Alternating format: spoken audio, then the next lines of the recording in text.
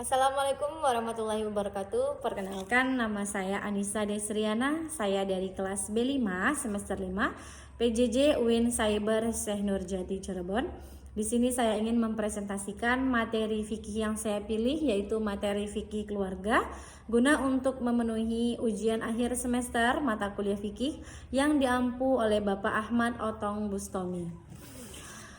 Fikih keluarga atau juga disebut Ahwal al-Syakisiyah adalah cabang fikih Islam yang mengatur hukum-hukum yang berkaitan dengan kehidupan pribadi dan keluarga seorang muslim.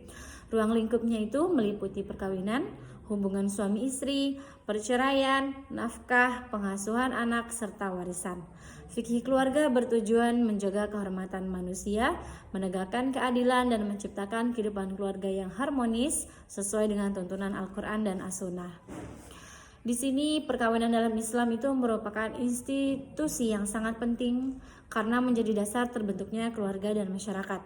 Dalam fikih, perkawinan ini didefinisikan sebagai akad yang menghalalkan hubungan antara laki-laki dan perempuan guna bertujuan untuk membentuk keluarga yang sakinah, mawaddah, warahmah. Jadi, sahnya perkawinan itu ditentukan oleh rukun dan syarat nikah, yaitu adanya calon suami dan istri, kemudian adanya wali nikah, 2 orang saksi, serta ijab dan qabul.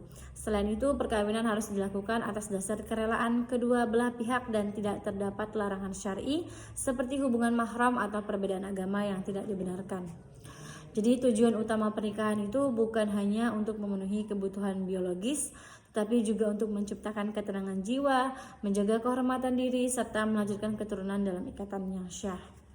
Sesuai dengan dalil Al-Quran yang tertuang dalam Quran Surat Ar-Rum ayat 30 yang berbunyi, dan di antara tanda-tanda kekuasaannya ialah Dia menciptakan untukmu pasangan-pasangan dari jenismu sendiri, agar kamu merasa tentram kepadanya, dan Dia menjadikan di antaramu rasa kasih sayang.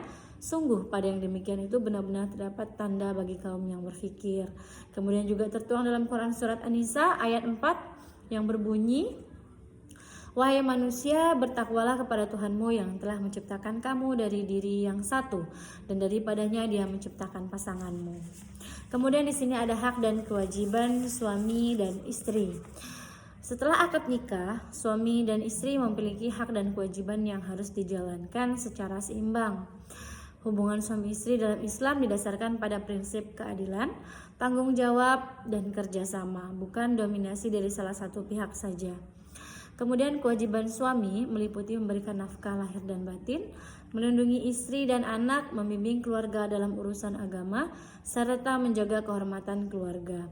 Kewajiban istri adalah menjaga kehormatan diri dan keluarga, menanti suami dalam hal yang tidak bertentangan dengan syariat, serta berperan aktif dalam mengelola rumah tangga. Kemudian, hak dan kewajiban ini juga bersifat saling melengkapi dan harus dijalankan dengan musyawarah agar tercipta rumah tangga yang harmonis. Sesuai dengan dalil Al-Quran, Quran Surat An-Nisa ayat 4 yang berbunyi, kaum laki-laki adalah pemimpin bagi kaum perempuan, karena Allah telah melebihkan sebagian mereka atas sebagian yang lain, dan karena mereka menafkahkan sebagian dari hartanya. Kemudian Quran Surat Al-Baqarah ayat 2, mereka, para istri, adalah pakaian bagimu, dan kamu, para suami, adalah pakaian bagi mereka. Kemudian di sini perceraian dalam fikih Islam.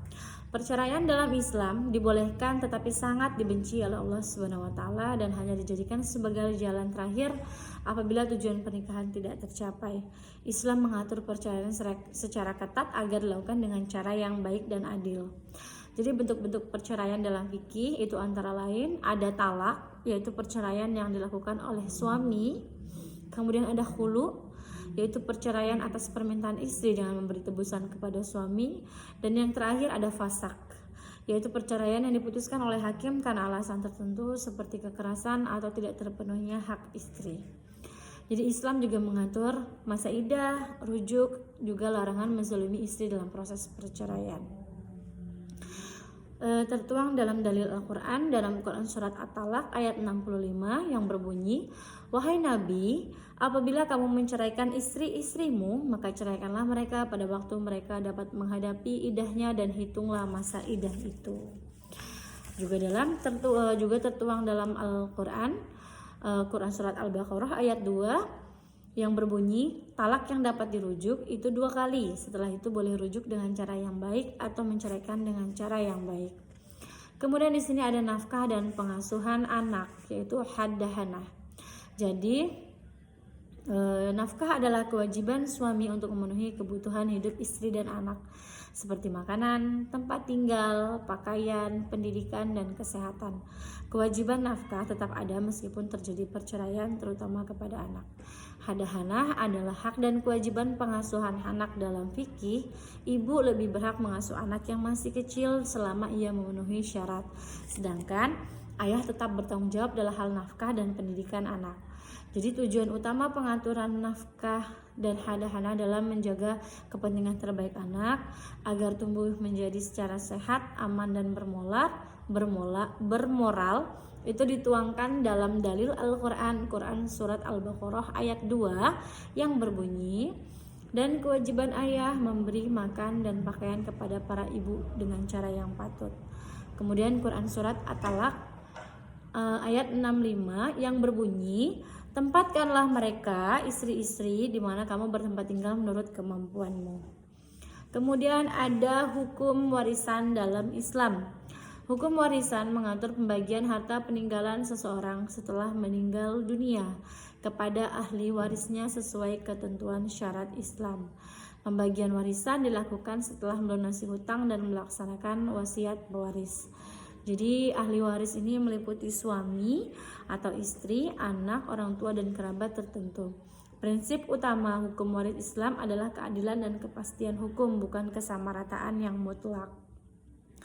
Ini juga tertuang dalam dalil Al-Quran, yaitu Quran Surat An-Nisa ayat 4 yang berbunyi, Allah mensyariatkan bagimu tentang pembagian warisan untuk anak-anakmu.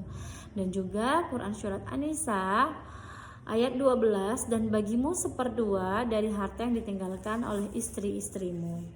Juga Quran Surat An-Nisa ayat 176, yaitu Allah menerangkan hukum ini kepadamu supaya kamu tidak sesat.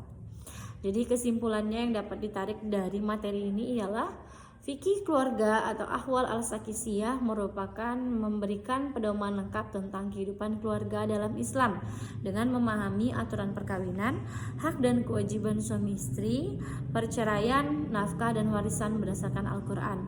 Umat Islam diharapkan mampu membangun keluarga yang harmonis, adil, dan bertanggung jawab, serta menjaga ketertiban dan kesejahteraan masyarakat agar terbentuknya keluarga yang sakinah, mawaddah, warohmah. Begitulah materi yang dapat saya presentasikan mengenai materi keluarga, materi fikih keluarga atau disebut juga ahwal al-sakisiyah. Mungkin itu saja yang dapat saya sampaikan. Lebih kurang saya mohon maaf apabila terdapat kata-kata yang salah. Sempurna adalah milik Allah, kesalahan adalah milik manusia. Maka dari itu saya minta maaf dan saya akhiri. Assalamualaikum warahmatullahi wabarakatuh.